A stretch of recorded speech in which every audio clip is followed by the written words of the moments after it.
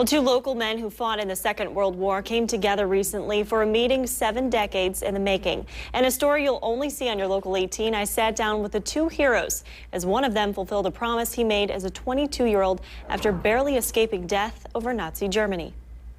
If it wouldn't have been for them, I wouldn't be talking to you right now. Albert Lane is 94, going on 95. That's a P-51. Cornelius Davis is 96, going on 97. I did very little work on the 51. And this meeting, 72 years in the making, has been going on all afternoon. Well, apparently we have something a little bit in common. The two World War II veterans, one a Tuskegee Airman, the other a bomber pilot, were brought together for a special reason: to fulfill a promise Albert made to himself when he narrowly escaped death in the clouds 72 years ago. I was 32,000 feet, 54 degrees below zero over Berlin, and our bomb bay doors opened to drop our bombs. Albert says he circled his B-17 bomber 360 degrees and came under heavy enemy fire. It cut out all my oxygen, and I was going down to try to get us down so we could breathe at 15. And the German boy, he come in on my tail. It was in that moment when Albert looked death straight in the eye.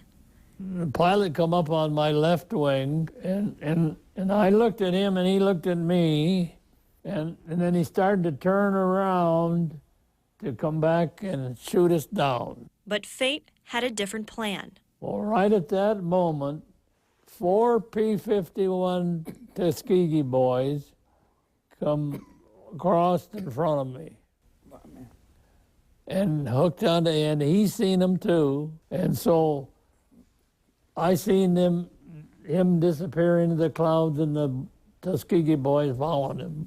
Their lives spared in those seconds by 4 Tuskegee boys Albert never knew and never got to thank until today. I made a promise to myself in those moments, if I could ever talk to a Tuskegee Airman person, I would thank them and thank them and thank them, because I'm here today with you. I'm delighted to accept that for those pilots. I wish I could find them. The hours that followed, like stepping back in time. That's my whole crew. That's living in an olive grove in Foggia, Italy. When we were flying 39s. I really got excited about those. And some of those guys hated Germans. You either were killed or got killed. That's war. That's war. Walkers in hand. Don't take mine. These two members of the greatest generation parted ways until they meet again. If I never see you again, it's been my pleasure. My pleasure. But we'll be together again. That's right. Somewhere. We'll be there.